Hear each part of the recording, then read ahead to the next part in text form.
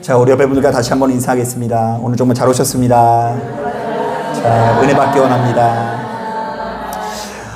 여러분 고단한 인생 가운데 한 주간 참 고생 많으셨습니다. 이번 한 주도 참 고생이 많으셨죠?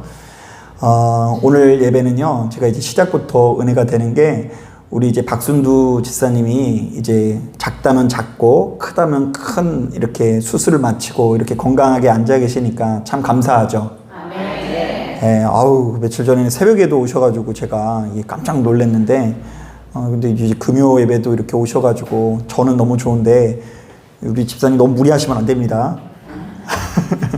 네, 아무쪼록 위해서 계속 기도해 주시고 하나님께서 허락하시는 은혜로 강건케 되기 위해서 기도해 주시기를 바랍니다. 자, 오늘 우리가 읽은 이 본문을 보면 모세가 이제 곧 약속의 땅에 들어갈 이스라엘 백성들에게 한 가지 조언을 건네고 있는데요. 자, 너희가 이미 큰 나라라는 것을 절대로 잊지 말라고 권면합니다. 자, 한번 따라해 보겠습니다. 너희는 이미 큰 나라다. 자, 그런데 바로 이 말씀을 묵상하는 우리들은 모세의 조언에 좀처럼 공감하기 어려울 수 있는데요. 자, 왜냐하면 지금 이스라엘 백성들은 아직 땅이 있어요, 없어요? 아직은 땅이 없어요. 이 신명기는 이제 약속의 땅에 들어가기 전에 쓰여진 거예요. 자, 그리고 그들이 머물러 있는 땅은 땅이 없는 정도가 아니라 이 풀 한 폭이 나지 않는 척박한 광야입니다. 자, 그러니까 이스라엘 백성들은 애굽처럼 호화로운 궁궐이나 신전을 가지고 있지 않는 상태고요. 다른 국가들처럼 강력한 군대를 가지고 있거나 그냥 뭐만 뿌리기만 하면 풍년이들은 이 비옥한 땅을 가지지도 않았습니다. 자, 그런데 이렇게 가난하고 초라하게 사는 이스라엘이 어떻게 큰 나라라고 칭할 수 있을까요? 자, 솔직히 말하면 이 상황에서는요, 모세가 이렇게 권면하는 게 좋을 것 같아요. 얘들아, 지금은 부족하지만 조금 있으면 큰 나라가 될 테니 참아라. 너희가 지금 당장에는 많이 힘들겠지만 조금만 더 힘을 내서 큰 나라가 되어보거라. 자, 그러나 모세는 너무나 단호한 어조로 이렇게 거듭해서 말합니다. 이스라엘아, 너희처럼 큰 나라가 어디 있느냐? 이스라엘아, 너희는 이 세상 그 어떤 나라보다 크고 위대한 나라인 것을 기억하라. 자, 그러니까 모세에 의하면 이스라엘이 약속의 땅을 차지해야 큰 나라가 되는 것이 아니라 이미 큰 나라라는 것인데요. 도대체 그 이유는 무엇일까요? 자, 그래서 바로 이런 관점에서 본문을 꼼꼼히 묵상해 보았더니 모세는 그 이유를 크게 두 가지로 소개하는데요. 자, 먼저 우리 다 같이 7절 말씀 같이 한번 읽어보겠습니다. 7절 시작. 우리 하나님 여호와께서 우리가 그에게 기도할 때마다 우리에게 가까이 하신과 같이 그 신이 가까이 함을 얻은 큰 나라가 어디 있느냐? 자, 이것은 하나님과 이스라엘의 관계가 어떻다는 거예요? 가깝다라는 이야기예요. 자, 하나님께서는 이 세상 그 누구보다 이스라엘 백성들을 아끼고 사랑할 뿐더러 바로 이렇게 자상하고 따뜻한 신을 섬기는 민족이 이 세상에 어디 있겠냐는 것이죠. 자, 계속해서 우리 다 같이 8절을 함께 읽어보도록 하겠습니다. 시작. 오늘 내가 너희에게 선포하는 이 율법과 같이 그 규례와 법도가 공의로운 큰 나라가 어디 있느냐? 자, 이번에는 모세가 율법의 위대함에 대해서 노래하고 있는데요. 자, 율법은 이 세상 그 어떤 법보다 공평하고 공의로운 법으로서 이 세상 어떤 민족이 자신이 섬기는 신으로부터 이렇게 놀라운 선물을 받을 수 있겠냐는 것입니다. 자, 그러니까 여기까지의 내용을 이렇게 종합해 볼 수 있을 것 같아요. 자, 첫째, 이스라엘 백성들아, 너희처럼 큰 사랑을 받는 민족이 어디 있느냐? 그러므로 이 세상 그 어떤 나라보다 너희는 큰 나라다. 자, 둘째, 이스라엘 백성들아, 너희처럼 율법에 의해서 공의롭게 통치받는 민족이 어디 있느냐? 그러므로 너희는 이 세상 그 어떤 나라보다 복되고 큰 나라이다. 자, 그렇다면 바로 이 말씀을 묵상하는 우리들은 몇 가지 교훈을 얻을 수 있는데요. 자, 일단 예수 믿는 우리들은 우리가 세상 사람들처럼 큰 땅을 차지하거나 큰 성공을 거둬야 큰 나라가 되는 것이 아니라는 것을 알아야 합니다. 한번 따라해 보겠습니다. 땅을 많이 가졌다고 돈을 많이 가졌다고 큰 나라가 되는 것은 아니다. 이것을 기억해야 돼요. 그래서 우리 좋아하는 노래 중에 이런 노래 있잖아요. 이 산지를 어떻게 해달라고요? 왜요? 부자 되려고. 이 산지를 달라고 하는 거는 다 부자 되려고 하는 거예요. 거기에서 이제 자연인 될 사람 아무도 없어요. 그 산 팔아가지고 이렇게 부자 될 생각이 있는데 그 산 갖는다고 큰 나라가 되는 게 아니에요. 자, 그보다는 오히려 우리가 하나님과 깊은 사랑의 관계를 맺고 그 사랑에 힘입어 보다 공의로운 삶을 살아가려고 노력할 때에 큰 나라가 될 수 있다는 것을 기억해야 합니다. 자, 그래서 여러분 이게 굉장히 중요한 이유는 뭐냐면요. 여러분 하나님과 우리의 관계가 하루속히 깊은 사랑의 관계가 되는 것이 정말로 중요한 이유는 뭐냐면 만약 우리가 젊은 날 그렇게 원하고 바라던 대로 큰 부자가 되면 그래도 나름대로 성취감이 들 수 있거든요. 자, 그런데 여러분 항상 느끼는 거지만 돈은 우리가 생각했던 것보다 항상 넘치는 것 같아요? 좀 부족한 것 같아요? 지금 신인숙 지사님 제일 먼저 크게 얘기하셨는데 돈이 이제 항상 부족하잖아요. 그럼 이제 돈이 부족하고 이 괴로운 와중에 이제 그런 상황이 되면 우리 마음이 굉장히 서글퍼질 수 있어요. 하나님, 내가 지난날 하나님께 이것도 했고 저것도 했고 했는데 내가 아무것도 받질 못했습니다. 하나님, 나는 빈손입니다. 나는 일평생 예수를 믿었지만 나의 인생은 실패작입니다. 라는 이 패배감이 우리에게 계속해서 찾아올 수 있어요. 애초부터 우리 하나님께서는 우리에게 땅 주시러 오신 분이 아니라 물질이나 성공을 주러 오신 분이 아닌데 그러한 열망이 너무 커서 기도할 때마다 부자 이 산지를 내게 주시옵소서 이렇게 기도하다 보니까 거기에 이르지 못하는 내가 너무 서글퍼지고요. 심지어 이러한 이 초조함을 패배감을 달랠 수 없어서 꼭 욕심을 부리는 분이 있어요. 그래서 그 욕심을 부려가지고 그냥 그 건전하지 못한 다단계 내지는 큰 빚을 져서 이상한 투자를 하다가 우리의 인생이 잘못되는 경우가 많이 있습니다. 자, 그래서 우리는 하루속히 큰 나라가 되기 위해서 산을 소유하려고 하는 그런 욕심을 가지고 있는 것도 중요하지만 하나님 뜻대로 통치받는 나라가 되어야 될 줄로 믿습니다. 자, 하나님의 뜻대로 통치받는 하나님의 나라가 돼야 돼요. 자, 그래서 우리 주님께서는 이 땅에 오셔서 수시로 어떤 설교를 많이 하셨냐면 예수님 설교의 70% 이상이 하나님 나라에 관한 설교입니다. 이른바 그 하나님의 나라는 어떤 나라냐면 우리는 딱 지도 펼쳐놓고 여기서부터 우리 땅, 저기서부터 니네 땅 이렇게 펼치면서 영토의 개념으로 나라를 생각하죠. 자, 그런데 당시만 하더라도 이 나라라는 것이 그 나라를 다스리는 자의 통치권을 기준으로 통치권이 어디까지 가는지에 따라서 그 나라를 규정했다고 합니다. 자, 그러니까 이 나라가 하나님의 나라가 되기 위해선 누구의 영향력이 여기 있어야 돼요? 하나님의 영향력, 하나님의 뜻대로 살아가는 사람들이 있어야 돼요. 하나님의 통치를 받는 사람이 존재해야 된다는 것입니다. 그래서 주기도문에 보면 이런 말씀이 있어요. 하나님의 뜻이 저 하늘에서만 이루어지는 것이 아니라 이 땅에서도 온전히 이루어져서 이 땅이 하나님의 나라가 되게 해달라는 것이죠. 그래서 읽어볼까요? 나라가 임하시오며 뜻이 따라하는 거 아니에요. 나라가 임하시오며 뜻이 하늘에서 이런 것 같이 이루어진 것 같이 어디서도 이루어지게 해달라고요? 예, 그러니까 천국이 천국인 이유는 거기에 천사가 있어서 천국이 아니라 이 천국에 무엇이 있다고요? 하나님의 뜻이 있는데 거기 있는 사람들을 하나님의 뜻대로 살아가는데 우리도 역시 하나님의 뜻대로 살아갈 때에 우리가 살아가는 나라가 하나님의 나라, 큰 나라가 될 수 있다는 이야기를 하는 거예요. 자, 그런데 오늘 우리가 읽은 이 본문에 의하면 이 땅에 전해져야 하는 하나님의 뜻이 뭐라고요? 아주 간단합니다. 우리를 향한 하나님의 조건 없고 무조건적인 사랑을 가슴 깊이 깨닫는 것이고요.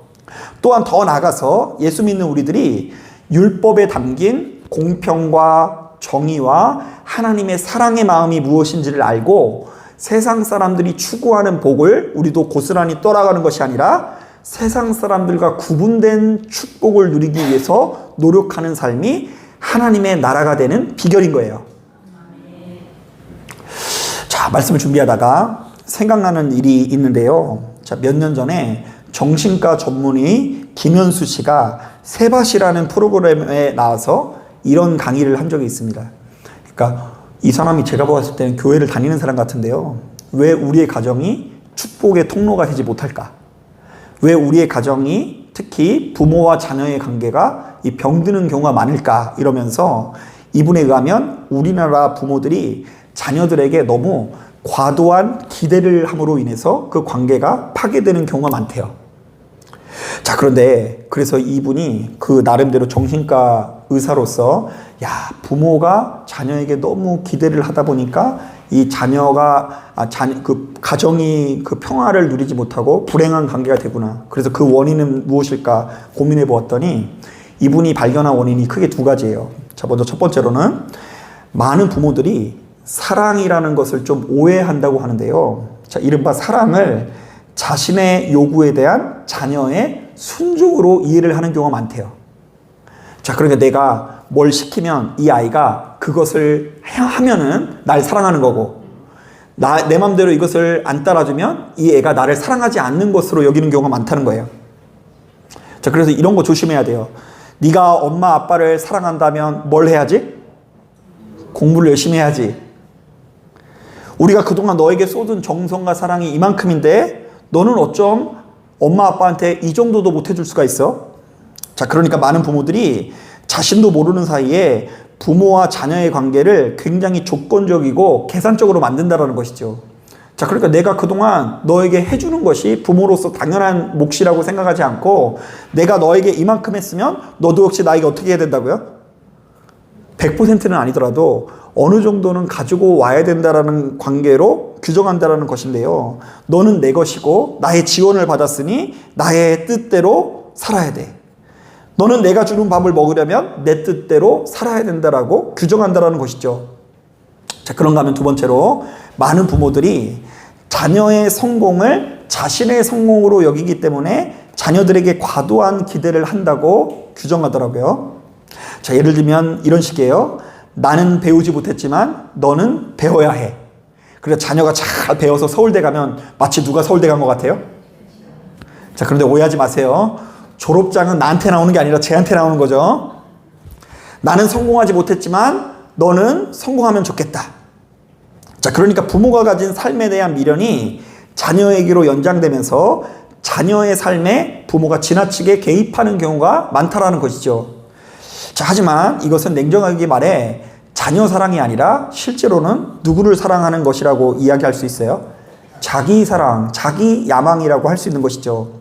자, 그러면서 정신과 전문의 김현수 씨는 끄트머리에 굉장히 의미심장한 이야기를 하는데요. 사랑하는 법을 잘 모르는 부모가 자기 딴에는 열심히 사랑을 하지만 그것이 성숙하고 아름다운 사랑이 아니기 때문에 결국에는 그토록 소중한 자녀와 상처를 주고받는 관계가 되는 경우가 참으로 많이 있다라는 것입니다.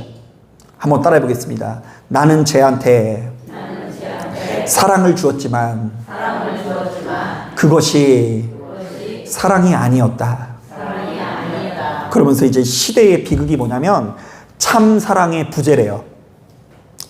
정신과 전문의로서 김현수 씨는 바로 이렇게 불완전하고 건강하지 못한 사랑의 커뮤니케이션, 내가 사랑이 무엇인지를 제대로 알지 못하고 그 참 사랑을 내가 받아본 적이 없어. 위에서부터 나도 그냥 그런 사랑을 배운 거예요. 내가 정말로 조건 없는 대가 없는 그 사랑을 충분히 받아본 적이 없기 때문에 내 주변에 있는 자녀한테든 배우자한테든 친구한테든 이 병든 사랑을 베풀게 되고 그 병든 사랑의 작용으로 인해서 우리 인간의 삶이 병든다라는 것입니다. 자, 그러면서 이것에 대한 대안으로서 크게 두 가지를 제시하는데요. 첫 번째로 자녀들을 내 뜻대로 움직이려고 하는 마음을 완전히 비우고 충분히 한 사람의 인격체로서 이해하고 존경하는 언어를 구사하라고 하고요. 또한 자녀들과 하루라도 빨리 조건 없고 대가 없는 사랑의 관계를 맺으라고 권면을 합니다. 자, 이거 얼핏 들어보면은 설교 같지 않아요? 정신과 전문의가 행복에 관한 이야기를 하는데 거기에 어떤 이야기를 하냐면 조건 없고 대가 없는 사랑의 관계가 이 사랑 안에, 이 가정 안에 펼쳐져야 된다라고 주장을 해요. 자, 얼마 전에 그 유키즈라는 이 프로그램에 이 비슷한 내용이 또 한 번 나왔는데요. 행복 심리학자인 서은국 교수라는 분이 출연을 했는데요.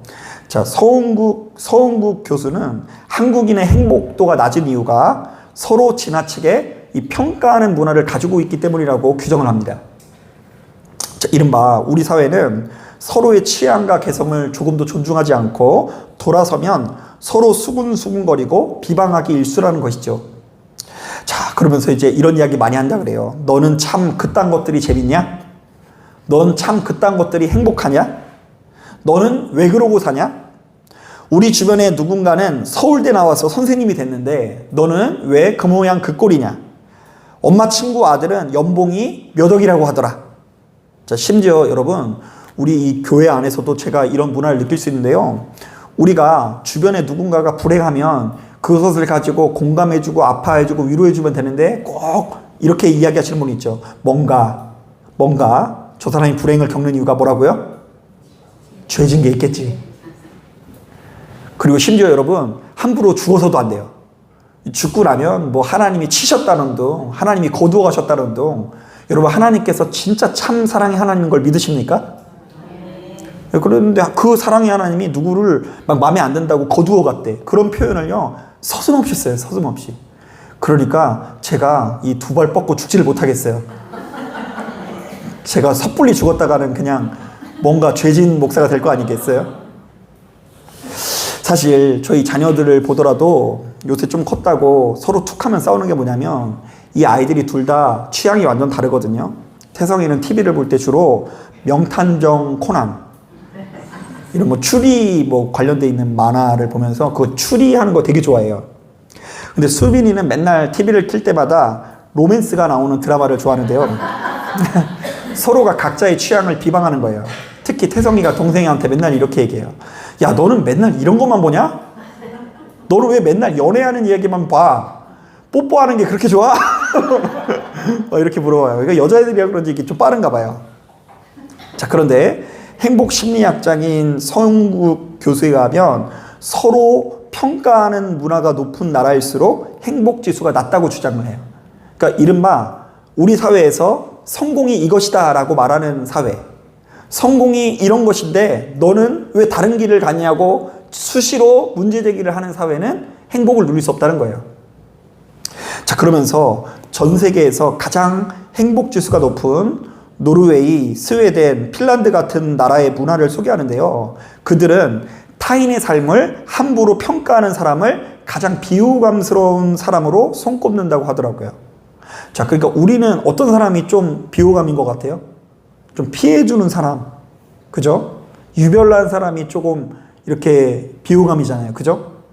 뭐 그거 아니더라도 여러분들만의 비호감스러운 사람 많죠? 그런데 행복지수가 높은 나라일수록 어떤 사람을 비호감스럽게 평가를 하냐면 다른 사람의 삶을 함부로 평가하는 사람을 비호감스러운 사람으로 이렇게 규정을 한대요.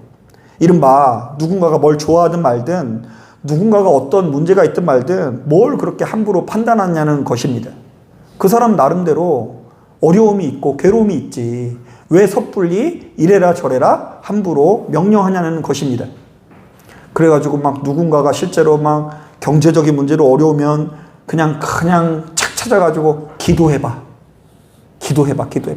기도하면은 다 괜찮은데 그냥 믿음이 없어가지고 이 모양이라고.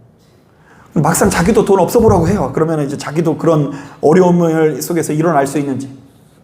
조금만 누군가 이제 괴로움을 겪으면 그거는 존중하는 언어를 못 써서 그래. 막 부모와 자녀의 관계가 좋지 않은 그런 사람을 보고 존중하지 않은 언어를 써서 그렇대요.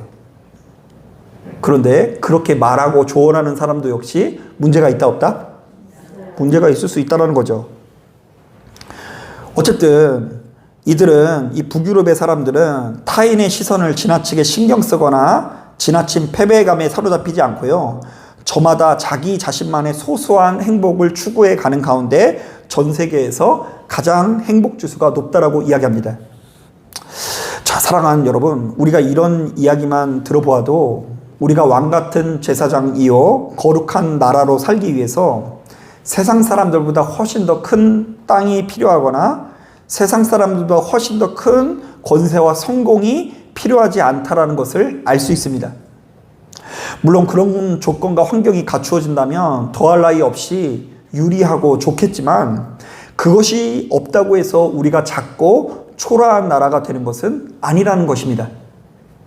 자, 하나님을 믿는 우리들은 그보다 나를 향한 그분의 놀라운 사랑을 깨닫고 그것을 확실하는 것이 중요한데요. 이른바 수시로 기도하는 가운데 이런 음성을 하루라도 빨리 들어야 됩니다. 하나님께서는 어떤 경우에도 널 버리지 않고 너를 아끼고 사랑하신다. 하나님께서는 내가 성공하고 출세하고 남들보다 뛰어나게 살아서 사랑하는 것이 아니라 나의 존재만으로 아끼고 사랑하신다. 자, 그러니까 여러분, 하나님과 우리 사이의 관계가 너무 조건적인 관계가 되면 이 자리에 와서 너무 그 상벌이 분명해요. 잘 풀리면 은혜, 안 풀리면 고통, 부자 되면 천국, 어려움을 겪으면 지옥. 자, 그러나 우리의 존재만을 아끼고 사랑하시는 하나님의 눈을 뜨면요, 비록 내가 탕자일지라도, 여러분 이 탕자가 얼마나 비참합니까? 돼지가 먹는 무슨 열매요? 쥐엄 열매를 퍼먹는 사예요. 아, 그냥 노숙이네, 노숙인. 그냥 냄새가 엄청나게 풍기는 이 이스라엘 안에서 가장 밑바닥 인생이라고 할 수 있어요. 자, 그런데 이 탕자가 우리를 아끼고 사랑하는 하나님 앞에 나아가 대우를 받을까요? 못 받을까요? 대우를 받아요. 왜 대우를 받을까요? 탕자의 어떠함이 아니라 하나님 아버지가 이 탕자를 너무나 아끼고 사랑하는 아버지, 그에게 큰 위로의 잔치를 베풀어 주셨기 때문입니다. 그래서 여러분, 자꾸 세상 사람들이 바라보는 이 축복을 바라보면서 이 교회를 나오면 항상 시험에 들 수밖에 없지만 모든 조건과 환경을 초월하는 아버지 하나님의 사랑을 기대하고 바라보면서 이 자리에 나오면 우리는 행복을 누릴 수 있을 줄로 믿습니다. 여러분, 오늘 저는 이 말씀을 준비하면서 다시 한번 참 감사할 수 있었는데요. 제가 이제 교회 나와서 한참 그 말씀을 준비하고 있는데 저희 딸이 그 영상통화를 갑자기 걸어왔더라고요. 그래가지고 영상통화, 수빈아, 왜? 무슨 일이야? 이랬더니 오늘 학교에서 마니또를 했는데 반에서 제일 큰 선물을 준비한 어떤 애가 제일 큰 선물을 준비했는데 그게 자기 거더래요. 그래가지고 이제 그것을 보여주면서 아빠, 내가 오늘 그 반에서 제일 큰 선물이 내 거였어. 그러면서 이제 어제 지 마니또인 애한테 누구한테 선물을 줘야 된다고 이렇게 하면서 저랑 이렇게 준비했는데 되게 조그만 거 준비했거든요. 근데 나는 좀 미안하더라. 막 이렇게 얘기하더라고요. 근데 제가 제 그런 이야기를 들려주는 것이 자체가 참 감사하더라고요. 얘가 일단 기쁘고 즐거운 일이 있거나 힘들고 괴로운 일이 있을 때 일단 엄마를 찾는데 그런 엄마가 출근하고 없으니까 그래도 누굴 찾아줬다고요? 하나님, 이인자가 되게 하시니 감사를 드립니다. 꽁 대신 닭으로 삼아주시니 감사합니다. 네, 그래가지고 이제 어딘가에서 전화 온 것 자체가 이제 참 기쁘고 감사했어요. 여러분, 굳이 꽁이 아닐지라도 누군가가 여러분들을 너무나 사랑하고 그리고 사랑받는다는 확신이 있어서 전화를 걸어서 그렇게 말을 걸어주면 참 좋을 것 같지 않아요? 친구야, 나 오늘 되게 힘든 일이 있었어. 나 나름대로 이 세상을 산다고 살았는데 왜 이렇게 내 인생을 내가 헛살한 것 같을까? 이런 고민을 얘기해주고, 친구야, 내게 정말로 기쁘고 즐거운 일이 있었어. 너의 축하를 받기 위해서 전화했어. 이렇게 누군가가 여러분들에게 전화를 준다고 한다면 참 행복하고 즐거울 것 같지 않습니까? 저는 이 자리에 참석한 여러분들이 바로 그런 나라가 되길 바랍니다. 여러분, 저는 이 자리에 참석한 여러분들이 세상 사람들과 완전히 구분된 삶을 살길 바랍니다. 이때 구분된 삶이란 저는 지금까지 우리가 세상 사람들처럼 술과 담배를 하지 않는 것으로 생각을 했어요. 야, 저 사람들은 술, 담배를 하지만 우리를 술, 담배를 하지 않으니까 구분되었구나. 주일마다 저런 사람들은 예배를 잘 안 나오지만 우리는 예배를 나오니까 구분된 삶을 사는구나. 저 사람들은 소유를 다 쓰지만 우리는 11조를 하기 때문에 구별되었구나. 자, 그런데 그보다 근본적으로는 틀린 이야기는 아니지만 무엇이 잘 사는 인생인지에 대한 아주 근원적인 확신을 가진 자가 구별된 자입니다. 무엇이 잘 사는 인생일까? 자, 저는 여러분들이 하나님께서 여러분들을 얼마나 아끼고 사랑하시는지를 깨닫고 그 사랑을 모방하는 인생이 되길 바랍니다. 그래서 여러분, 이 교회가 그 사랑이 없으면 지옥이 되기 십상이에요. 두 발 뻗고 맘대로 죽는다 못 죽는다? 못 죽어요. 죽었다가 큰일 나요. 뭔 죄 있는 사람 평가받고요. 함부로 망하면 안 된대요. 그래서 어떤 교회들 보니까 망하면 조용히 보따리 싸가지고 도망가야 된대요. 특히 장로님일수록 이 잘못되는 것이 보이면 보일수록 이 사람들 앞에 권위가 없기 때문에 이 도망간대요.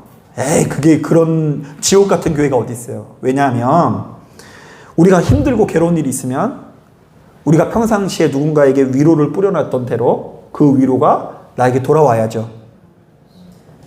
내가 걸핏하면 일평생 동안 무시하고 업신여기고 그냥 기세등등 해가지고 나는 이렇게 성공했다 해가지고 주변에 많은 사람들 앞에서 나도 모르는 사이에 선생 노릇하면 그게 나에게 옳지 않아요. 어느 순간 되면 정말로 비참하고 외롭고 초라한 인생이 될 거예요. 그러나 적어도 교회에서만큼은 내가 하나님을 믿기 때문에 그 하나님의 사랑을 모방해서 이곳저곳에 많이 뿌려놓는 거예요. 그랬더니 결국 내가 힘들고 괴로울 때 그 위로가 임할 것을 믿고 정말로 세상에서는 패배자처럼 정말로 낙심할 수 있지만 이 교회에 나와서 하나님의 한량없는 위로와 사랑을 충분히 경험하면서 그 예배가 축제처럼 거듭나게 되는 것이죠. 여러분, 우리가 살고 있는 이 세상은 불완전해서 우리도 모르는 사이에 어려서부터 지금까지 그야말로 참 사랑을 받지 못하고 그야말로 엄청난 핍박과 무시를 받아왔을 수 있거든요.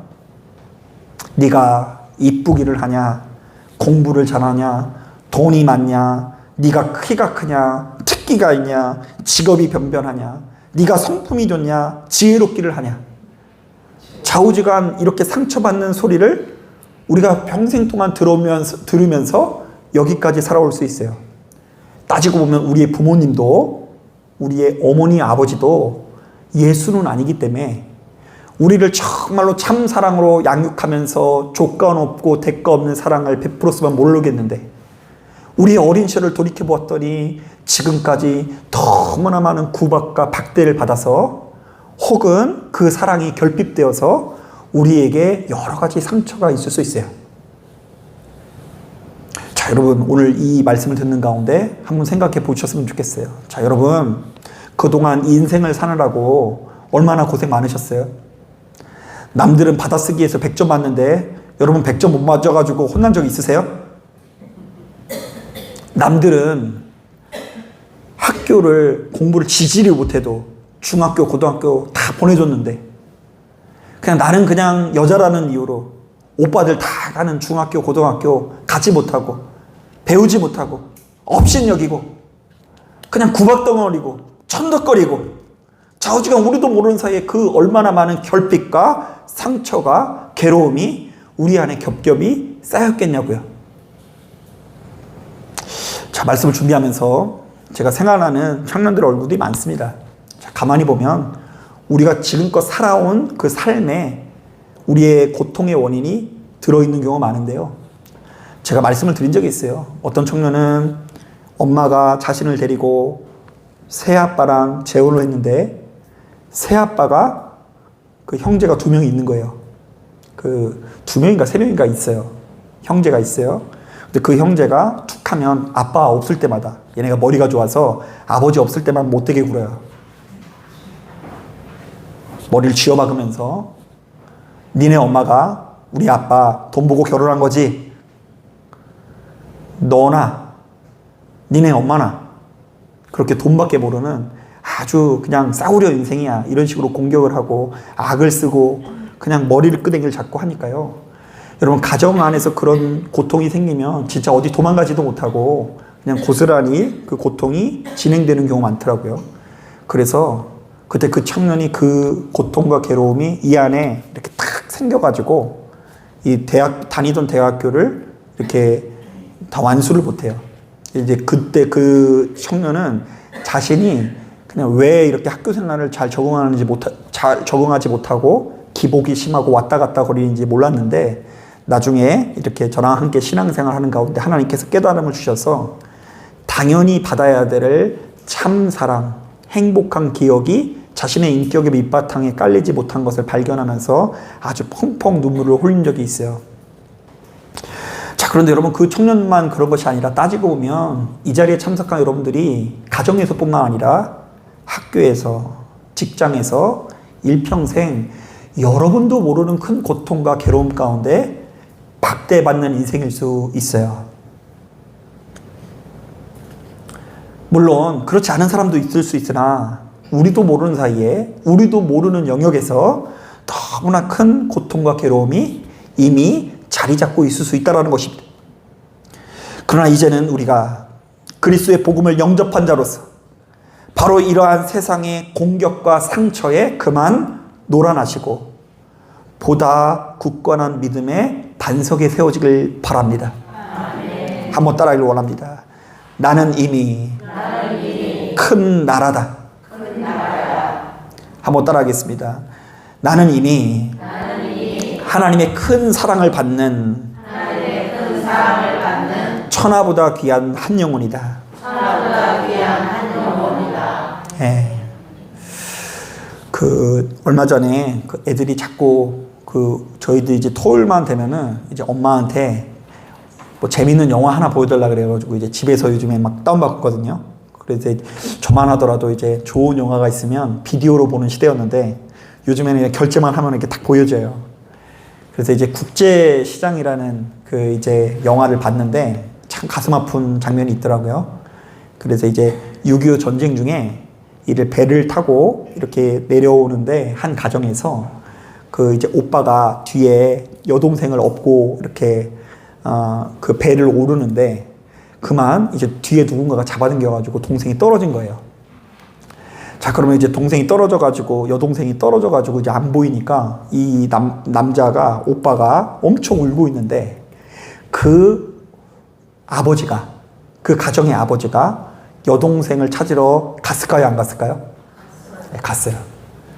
그래가지고 이제 이렇게 떨어져가지고 그 찰나의 순간 떨어져가지고 50여 년의 시간을 이렇게 이 가족이 이제 생사를 알지 못하는 아주 슬픈 이별을 맞이하게 됩니다.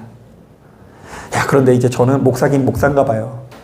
그런 장면을 보면서 왜 그 여동생을 찾으러 가는 그 아버지의 모습이 누구의 모습으로 보였을까요? 목사하길 잘했죠. 예, 여러분들을 향한 하나님의 모습일 겁니다. 내가 그동안 박대당했지만 하나님께서 이런 나를 외면하지 않고 지금껏 여기까지 이끄셨다. 돌보셨다. 그리고 참 복음을 영접케 하셨다. 여러분, 바로 이러한 사랑의 확신을 가지고 하루하루 맨날 내 스스로를 작은 나라 삼아 박대하지 마시고 정말로 큰 나라로서 사랑과 기쁨과 평안의 확신을 가지고 죽는 그 순간까지 주변 사람들에게 마음껏 손을 펴는 보다 넓은 사람 되어지기를 주님의 이름으로 축복합니다. 자, 기도하겠습니다.